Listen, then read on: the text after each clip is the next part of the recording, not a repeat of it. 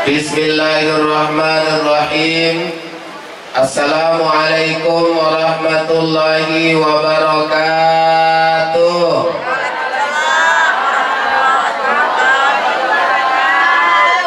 Kayaknya ada yang belum sarapan. Assalamualaikum warahmatullahi wabarakatuh.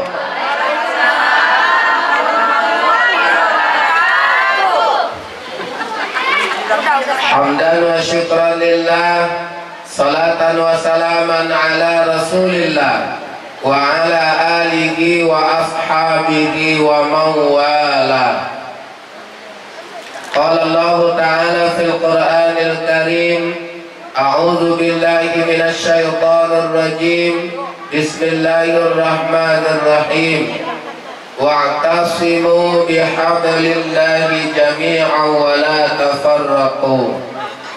Sadaqallahul azim wa sadaqa rasuluhun nabiyyul karim wa nahnu ala dhalika minasy syahidin wasyakirin walhamdulillahi rabbil alamin. Bersyukur kita kepada Allah dengan ucapan alhamdulillah. Salawat dan salam tidak lupa kita sampaikan kepada Nabi yang kita cinta, baginda Rasul Muhammad sallallahu alaihi wasallam. Mudah-mudahan nanti di yaumil mahsyar kita semua mendapatkan syafaat dari beliau. Amin amin ya rabbal alamin. Yang kita hormati Ibu Ketua Majelis Taklim Az-Zahra, Ibu Titin Sumarni. Tengok fotonya lain-lain aja, udah berubah lagi nih ha. Ya, memang beliau banyak kali fotonya, tapi nggak apa-apa. Foto beliau berubah, foto saya juga berubah. Itu adil namanya. Ya.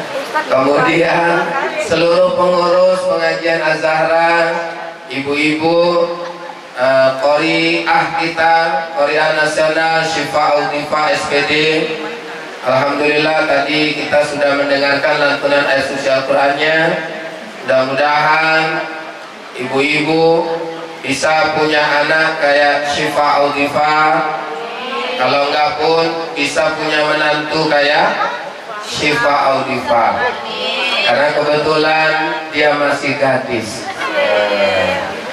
Tapi ada 4 orang yang sudah salahnya dengan gadis. Oh iya, anak itu gadis ya. Baik ya ibu-ibu yang dirahmati Allah, hari ini kita sudah memasuki hari ketiga di bulan Rabiul Akhir tahun 1442 Hijriah.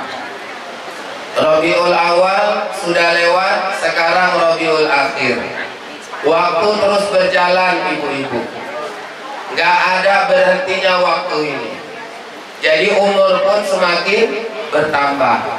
Kalau umur semakin bertambah, berarti jatah hidup semakin berkurang. Alhamdulillah saya lihat aktivitas ibu-ibu ini luar biasa. Ya. Hari ini tidak di Masjid Al-Jihad, tapi kita disembahi. Subhanallah. Spanduk ini pun nyampe juga ke sembahid ya. Ya. Dan hari ini alhamdulillah kita semuanya 85% kompak, serba merah. Cuman salahnya satu aja, aku nggak dikasih tahu dress code-nya. Ya. Karena bukan hanya ibu-ibu aja yang punya baju kayak gini, aku pun punya, ya kan? Iya. Jadi Bu Titin tadi bilang buka lemari, aku pun bisa buka lemari. Ya, bongkar lemari, saya juga bongkar lemari. Cuman saya tahu ibu-ibu ini bongkar lemari karena saking banyaknya bajunya. Bapak-bapak nggak dapat jatah lemari. Ada bapak-bapak bilang, Ustaz aku beli lemari 5 pintu, yang 4 pintu pakaian istriku, yang 1 pintu pakaianku. Satu lagi bilang, Bapak lumayan, aku belikan 5 pintu, 5 pintu itu untuk istriku semuanya. Jadi pakaian Bapak di mana? Keranjang. Ya. Aku mau kenal sama bininya itu, tega kali. ngeletak pakaian suaminya di keranjang. Ya. Tapi memang ibu-ibu kita ini kalau perkara dress code kompak, alhamdulillah. Saya yakin kayak manapun ceritanya pasti ibu cari baju yang warna merah.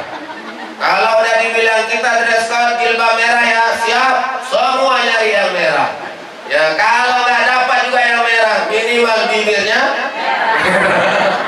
ada yang merah. Ah itulah dia. Cuman tadi kami masker pun merah. Cuman kami tadi begitu nyampe tengok imam merah semua. Ini nggak ada bilang-bilang ini ya kan? Ya Bu, kita kompak alhamdulillah. Yang penting jangan bajunya aja yang kompak, hatinya juga kompak. Tapi kalau saya melihat perkembangan Azhara ini, alhamdulillah. Ya perkembangan silaturahminya, alhamdulillah. Saya tengok-tengok, intip-intip di Facebook juga, ya alhamdulillah. Bagus-bagus perkembangannya. Saya tengok kita ini wajah-wajah yang insya Allah jadi penghuni surga. Amin ya rabbal alamin. Cuman jangan nanti di sini aku tengok wajah penghuni surga, giliran keluar udah berubah. Jangan. Kalau bisa di sini sama di luar sama aja. Ibu-ibu yang dirahmati oleh Allah, kita orang Indonesia ini punya kebiasaan yang berbeda dengan orang lain. Di Indonesia semuanya didesain dalam bentuk tradisi. Ini wisata religi ini nggak ada ini sebenarnya. Tapi kita buat, kita desain. Bagaimana caranya wisata religi ini bisa menjadi salah satu ciri khas umat Islam Indonesia. Kita di Indonesia wisata religi, itu usulan siapa itu dulu ya Ustaz ya? Saya yakin ada peran ustaz-ustaz juga mengusulkan. Karena wisata religi selain wisata, kita juga ada tausiah. Nah, inilah makanya aku nyampe kemari. Kalau namanya wisata aja, nggak ada religinya, mungkin aku nggak nyampe kemari. Tapi lumayan lah spanduknya ada religinya, maka terletaklah foto awak di situ. Ya, kalau enggak ya entah nggak tahu juga. Ya, tapi gini enak. Kalau awak misalnya datang jalan-jalan ke suatu tempat dapat pelajaran. Lu tengok ada air, mana tahu yang masa kecilnya suram, nanti terjun aja ke situ. Ya, Ustaz jangan gitulah, berarti nanti kami kalau mandi Ustaz bilang masa kecil suram. Enggak. Biasanya memang kita ini suka sama air, ya kan? Suka bermain-main air. Bagus bermain air, dingin awak daripada bermain api. Nah, kalau bermain api itu cari gaduh aja modelnya. Nah, itulah kita nggak boleh bermain api, bagus bermain air. Ibu nanti mau siram-siraman nggak apa-apa, siram. Tapi jangan ditenggelamkan kawannya Bu ya. Ya, si kawan pikir main-main, rupanya dia memang ada dendam terselubung. Ya, kok tenggelamkan kau ya, tenggelamkan kau ya. Pikirnya oh mau main-main, rupanya betulan. Ya, na'udzubillah. Tapi yakin ibu-ibu ini kayaknya mandi nanti teratur ini. Insya Allah mandi nanti auratnya nggak terbuka-buka kali ya kan Bu ya. Makanya aku nanti aku bilang habis makan aku cabut aja lah. Ya, karena nanti mama-mama kalau udah mandi nampak aku bingung. Ya kan Ustaz. Ya, udah terakhir pening. Udah nanti ada Ustaz pulang dulu. Daripada aku diusir, bagus pulang. Nah, tapi Ustaz, ya memang gitu, iya. Kadang-kadang nih, nanti coba tengok nyanyi juga kayak gitu. Nyanyi pas ada Ustaz nyanyinya, paten. Nyanyinya paten. Bidadari surga main, ya kan? Lagu-lagu yang Nisa Sabian main. Ya giliran Ustaz nggak ada. Goyang nasi padang. Iya, tengoklah. Ya, nggak percaya. Tapi kalau aku masih di sini masih bagus-bagus lah nyanyinya. Ya, karena pernah kami kejadian gitu. Diajak Ustaz religi. Kami kan nggak betah di sini aja di tempat keyboard. Pigilah kami, Ustaz-ustaznya. Begitu pergi, mama, Ustaz, kenapa Bu, ada apa? Ustaz jamaah, Ustaz tengok sudah kesetanan Ustaz. Begitu kami masuk, langsung berubah lagu. Magadir. Kayak gitu lah ya. Jadi ibu-ibu dan rahmat ya Allah. Nyanyi kan boleh kan Ustaz, boleh. Cuma dijaga-jaga lah sedikit ya kan. Nah, jaga-jaga. Apalagi ibu tengok Tuhan live streaming. Begitu gini anti live streaming habis. Tapi ibu-ibu, ya artinya kita ini tetap dalam koridor yang benar menurut syariat. Nah, itu aja intinya. Nah, kita ini mengemas semuanya dengan tradisi. Memang Indonesia ini kaya tradisi. Profesor Syahrin Arahab, rektor UIN yang baru dilantik itu, dalam bukunya dia bilang apa? Umat Islam Indonesia ini memang cenderungnya tradisionalis, yang selalu mengikat diri dengan tradisi. Kita sikit-sikit tradisi. Ya, awak makanya di Indonesia ada wirid, di Arab nggak ada wirid. Ya, jangan ibu nanti pergi ke Arab mau masuk wirid, nggak ada. Di Arab nggak ada wirid. Di Indonesia ada arisan, di Arab ada arisan? Nggak ada. Makanya jangan disamakan Indonesia sama Arab. Ini kadang-kadang kemarin ada yang nanya, Ustadz, Aisyah aja Ustadz, Aisyah, Nabi ulang tahun, ya Nabi Milad nggak diperingatinya. Awal umat Islam Indonesia ini kok sibuk kali maulid. Udah saya bilang, jawabannya sederhana, Pak. Saya bilang, orang Arab sama orang Indonesia itu lain. Orang Arab gak suka tradisi. Orang Arab coba akikah, cuman motong kambing dimasak kasih sama tetangga siap. Awak cobalah tes kayak gitu, dibilang orang sok pelit gitu. Cobalah ibu tes, misalnya nanti ada cucu misalnya kan, ya lahir cucu, anak ibu mama motong kambing, habis itu dibagi-bagikannya sama tetangga. Pasti kawan-kawan ada nanya itu, udah akikah di rumah? Tuh yang cucu lahir itu, udah, kok nggak undang-undang kok ya. Udah, kenapa? Karena Indonesia serba tradisi. Kalau di Arab sana nggak ada, mana bisa kita samakan? Kita sama Aceh aja beda. Ya Bu, sama Aceh beda. Sumatera Utara sama Aceh. Orang Aceh tengok kalau ada yang meninggal, bagus loh Bu. Ada orang meninggal, ahli musibahnya itu nggak ada masa-masa. Yang masa itu tetangganya. Kan bagus kalau gitu. Awak di Medan ini masih banyak. Awak yang ahli musibah, awak yang masa. Iya. Udah banyak yang berubah. Ya bagus kalau banyak berubah. Berarti mempan ceramah awak ini kan. Ya. Tapi ibu-ibu, maksud saya beda wilayah, beda tradisi. Makanya lain lubuk, lain ikannya. Di situ bumi dipijak, di situ langit dijunjung. Itu kenapa tradisi? Tadi kata Bu Ketua itu betul. Awak di sini di Azhara tradisinya kayak mana?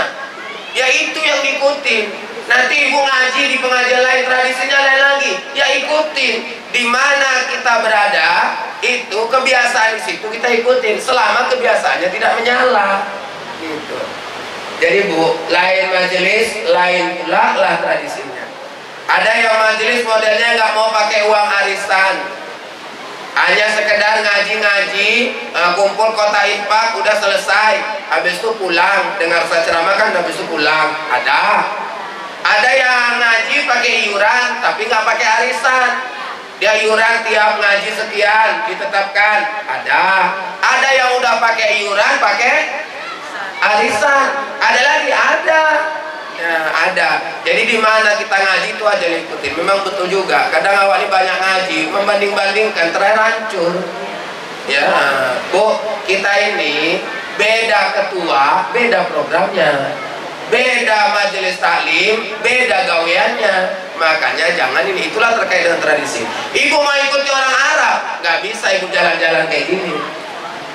Karena kalau ibu jadi istri orang Arab, itu di rumah aja. Nggak ada pergi-pergi. Boleh pergi kalau sama suami. Mau kayak orang Arab? Arab maklum. Bukan Arab nanti, Arab maklum. Ya. Ibu ini suka tinggal di Indonesia. Kenapa? Bisa keluar-keluar. Makanya jangan aneh ibu ada riwayat yang seorang suami pergi, kemudian dia dipesannya sama istrinya. Ya apa kata suaminya? Deh, ini abang mau pergi. Nanti kalau abang belum pulang jangan pergi ya sebelum abang pulang. Bayangkan ibu datang orang utus memberitahu kabar mamanya sakit, dia nggak pergi karena suaminya belum pulang. Datang lagi yang kedua, mama udah parah, nggak juga pergi ke tempat mamanya karena suami suaminya belum pulang. Yang ketiga apa? Meninggal mamanya, dia tetap menunggu sang suami pulang. Itulah hebatnya orang Arab tuh. Tapi kalau di Indonesia ada yang kayak gitu? Mana ada? Ya, ibu lah pergi suami ibu, mama ibu sakit, pergi nggak ke rumah mama? Nah, itulah nampak kalau Indonesia-nya. Oh iya, Ustaz kan bisa telepon. Iya, ini sekarang. Dulu pun bu, dulu nggak ada telepon pun. Kira-kira orang Indonesia itu pergi nggak ke mamanya? Pergi. Kenapa? Beda. Ya, beda loh bu. Kalau di Arab sana bu, istri, ya. Istri itu perempuan dijadikan istri langsung diperlakukan kayak ratu. Di Indonesia perempuan jadikan istri langsung diperlakukan kayak curhat ya. Curhat ya. Oh gitu. Iya ya Ustaz, iya. Iya, ya aku nggak tahu. Tapi bu, sama perempuan Indonesia ada masalah? Nggak ada. Orang Indonesia kan biasa-biasa aja kan. Walaupun ibu sadar, Ustaz, lama-lama aku tengok kami jadi bini ini kayak pembantu juga Ustaz. Ya kan? Yang nyuci kami, yang gosok kami, yang bersihkan rumah kami, di kasur pun kami. Udah. Habis itu Ustaz, kok semuanya kami yang ngerjain. Walaupun ibu sadar, maaf, hampir sama dengan ART misalnya, tapi ibu tetap tidak menolak fitrahnya ibu sebagai istri yang ada di Indonesia. Betul nggak? Karena beda orang sama Indonesia. Dah, orang Arab bu, kalau istrinya kerja itu aib, sama suaminya aib. Ya kan? Kenapa? Karena suami dianggap tidak bertanggung jawab kalau seandainya istrinya kerja. Tapi di Indonesia kalau istrinya kerja, bangga.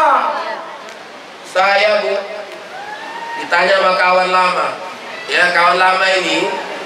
Udah lama lah nggak ketemu ya kan. Ditanya, Ci, kau kerja di mana? Baca budi. Apa kerjaanmu? Dosen. Mantap. Istrimu? Istriku di rumah. Dia lemes saja kayak nggak respon. Yang sebelah lagi ditanya, kau kerja di mana? Aku wirausaha. Keren. Istrimu di mana? PNS. Mantap kali kau ya. Pandai kali kau cari bini. Jadi kalau istrinya kerja dianggap keren. Kalau istrinya nggak kerja, kayaknya kurang keren. Itu orang Indonesia, ya kan bu? Ya. Kalau di Arab sana nggak kayak gitu. Nah, makanya saya bilang sama istri saya, udahlah Umi di rumah aja, nggak usah kerja-kerja. Cuman kadang-kadang bini ini pun payah. Ini mandi dia kan? Iya. Iya. Udah slow. Iya. Udah. Jadi udah awak suruh di rumah aja, tapi tetap juga minta kerja. Lama-lama awak pun mikir kayak mana lah ini. Udah awak bagus-bagus suruh rumah, minta juga kerja. Mikir saya bu. Terakhir dapat ide saya. Asalkan istri saya minta kerja, saya hamili dia. Makanya 2011 kami nikah. Sekarang anak kami sudah 4. Ini anak kami yang kecil usianya udah hampir setahun. Mau aku tengok-tengok minta kerja lagi nggak dia? Kalau lagi, ya hamil lagi ya. Tapi ibu-ibu yang dirahmati oleh Allah, ya orang Indonesia itulah beda. Bu, di Arab poligami itu marwah. Kalau di Indonesia poligami itu aib. Ibu jadi istri kalau di poligami di Indonesia aib sama ibu. Itu poligami tuh. Ya kan? Udah itu bini tua tuh tanya. Udah. Tapi kalau di Arab marwah. Ya kayaknya harga diri laki-laki itu naik, bahkan ukuran kekayaan dari istri. Saya ditanya sama pedagang Arab, "Kam zaujuka? Berapa istrimu?" Wahid, saya bilang. Ya, 1, apa katanya? Anta miskin. Jadi kalau ibu-ibu suaminya ya istrinya 1 berarti miskin. Jadi ada Slow, aku orang Indonesia. Ya jangan heboh kali, ngomong di kerja. Nanti begitu ini susah. Mama pengajian masalah apa bilang Ustaz, awas ya sempat poligami. Nggak mau kamu undang Ustaz lagi. Mak proyek habis lagi.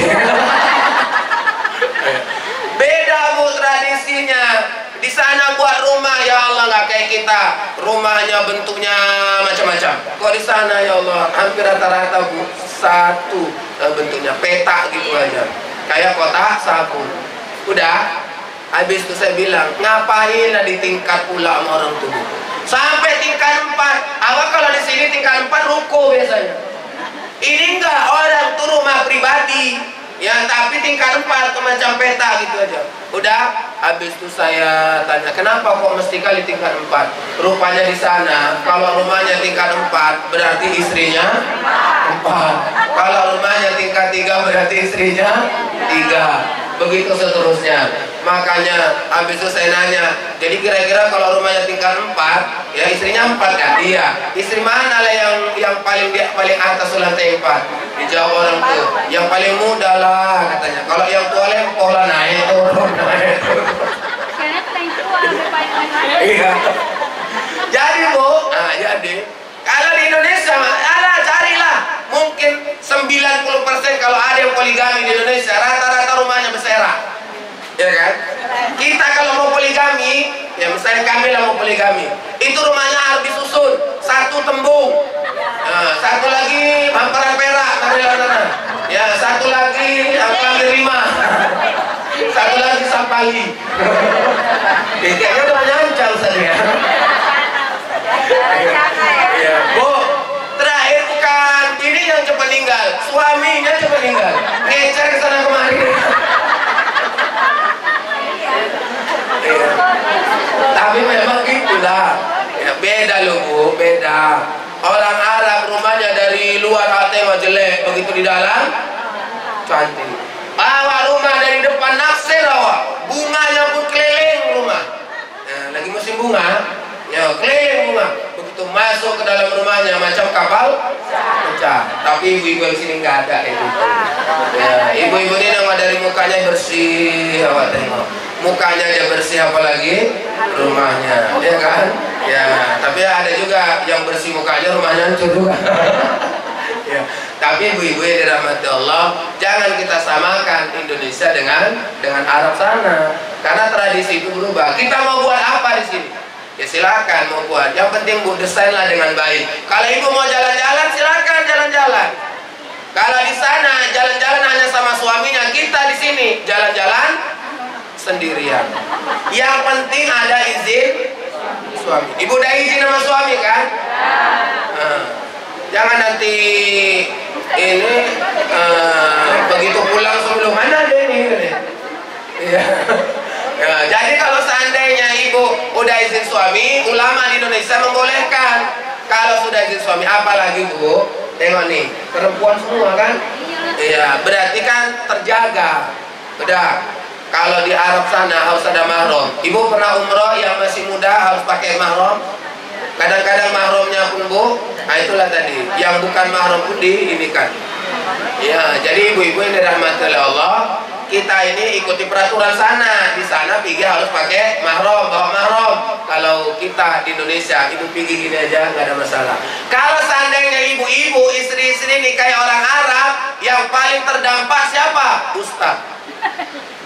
Karena pasti nggak ada pengajian, ya kan? Kalau nggak ada pengajian, sepi lah kami betul. Karena jamaah kami rata-rata ibu-ibu. Kami dari Senin sampai Minggu lagi itu ibu-ibu kebanyakan. Bapak-bapak ini payah wirid malam Jumat itu pun antara hidup dan mati wiridnya. Ya, tapi kalau mama-mama, ya Allah ya Rabbi, Senin, Selasa, Rabu, Kamis, Jumat, Sabtu, Minggu ada aja. Makanya memang luar biasa ini mama-mama ini. Kalau sempat mama-mamanya kayak orang Arab, ustadz-ustadz tuh kerjanya ke masjid aja. Ya, nggak ada ceramah-ceramah. Kenapa? Karena nggak ada yang undang ceramah. Tapi alhamdulillah lah, memang lain lubuk, lain ikannya, lain tempat, lain tradisinya. Ustaz, dalam Islam kayak mana itu Ustaz? Nggak apa-apa. Karena Imam Syafi'i sendiri ada qaul qadim, ada qaul jadid, ada fatwa yang lama, ada fatwa yang baru. Kemudian dalam kaidah usul fikih, taghayyurul ahkam bi taghayyuril azman wal amkan. Berubahnya hukum dipengaruhi oleh perubahan waktu dan tempat. Ibu-ibu, kita di Indonesia ini beda dengan di Arab. Ibu di sini kalau wudhu batal sama yang bukan mahram, betul ya? Kalau sampai Arab batal nggak? Enggak. Tapi ibu bukan pindah mazhab, bukan pindah mazhab ya. Ibu tetap di mazhab Syafi'i. Ibu di sini batal karena bermazhab Syafi'i. Di sana juga tetap bermazhab Syafi'i karena Imam Syafi'i mengatakan kalau dalam kondisi darurat wudhu tidak batal. Ya darurat nggak batal, tapi kalau nggak darurat batal. Makanya ibu-ibu yang dirahmati Allah, beda tempat, beda kebiasaan. Jangan semua kebiasaan kemudian dikatakan tak boleh. Ya, ibu mau buat apa silakan. Ini hari alhamdulillah kita datang kemari buat tradisi. Saya rasa pengajian ini udah banyak kayak gini. Ya, kemarin juga saya di sebelah itu. Belum nyampe seminggu, hari Sabtu semalam saya juga di Pantai Karoma. Yang sebelah sana. Ya, ada yang ini juga Ustaz buat kayak gini, ada. Wah banyak kali. Cuman memang antara dua ini aja. Kalau nggak Karoma mitra, Karoma mitra. Ya aku makanya kalau foto-foto aku tengok mana yang belum aku foto di situ kan. Baru aku foto. Ustaz ke kamar mandi udah foto belum? Nanti pokoknya nanti backgroundnya kamar mandi udah. Ya. Ya. Iya. Nanti kita request lagi. Ya. Nanti setiap tahun pengajian Az-Zahra kayak gini nih alhamdulillah. Ya, tiap tahun aja kayak gini buat. Ya, kenapa Ustaz? Enak kayak gini nih. Ya, cuman Bu, yang gini-gini ini memang ini kebersamaannya itu ya harus sama-sama dipahami. Namanya warami ya kan. Kadang-kadang ada yang tak tersapa, ada yang tak tertengok, ada yang tak teropeni. Bu ketua dan pengurus kan cuma berapa orang ya kan. Nanti ada yang tak tersapa udah jauh-jauh aku dari Medan ke Sembahi, nggak ditanya sama bu ketua. Nampak kali bu ketua itu. Ya, mentang-mentang pakai facial ya kan. Nggak mau nyapa-nyapa orang. Iya, iya. Ini protokol ya kan. Tentang protokol tahap nggak tahu lah. Pokoknya kita jangan sensitif. Kan udah sering saya bilang, kalau bersilaturahmi ini Bu, jaga hati. Makanya niatnya lurus, ikhlas karena Allah. Ustaz, aku datang kemari karena Allah. Bagus, tapi kalau datang kemari karena pengen dilihat kawan-kawan, nanti tak ketengok kawan-kawan sakit hati. Misalnya Ustaz, aku kemari ini karena Allah. Bagus, tapi kalau ada kemari karena mau foto sama Ustaz, tiba-tiba Ustaznya ya nggak mau foto atau nggak dapat jatah foto sama Ustaz, pulang nggak langsung. Ya, tapi memang itulah yang harus jaga-jaga. Kadang kita ini yang duduk dekat, belum tentu tanyaan. Ya kan? Yang dekat belum tentu tanyaan. Kenapa? Karena yang dekat ini masing-masing sibuk dengan aktivitas masing-masing. Ada yang ngasih munyah aja, ada yang ngasih minum aja, ada yang dengerin Ustaz serius sekali sampai tak tertengok yang di sebelah. Yang di sebelah nyandar-nyandar ketidur pun tak tertengok awal lagi. Ya, habis itu ada yang sibuk megang HP aja, masing-masing. Jadi ibu-ibu dirahmati Allah, ya kita ini maklum-maklum aja. Kalau darami tak ditegur orang, awak tegur supaya komunikasi terjalin. Ibu tahu enaknya bersilaturahmi ini Bu, karena kita ini kalau udah silaturahmi ini hilang masalah. Tapi kalau ibu ada yang silaturahmi nambah masalah, itu udah salah tuh berarti. Ya kan? Ibu tengok kalau di rumah semua masalah ibu ya teringat. Tapi kalau dari sini jumpa sama bu ketua, jumpa sama bu Mirna, jumpa sama macam-macam di kawan ini, udah hilang masalah itu. Nanti begitu nyampe rumah barulah datang lagi ya. Ya, makanya kalau nggak mau datang-datang nggak usah. Jadi ibu-ibu yang dirahmati Allah. Oke, mari sama-sama kita nikmati perjalanan kita ini.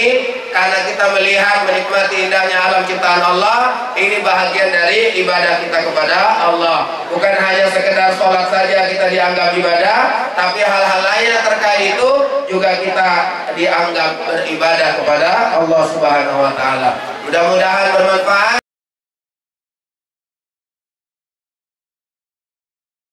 Assalamualaikum warahmatullahi wabarakatuh.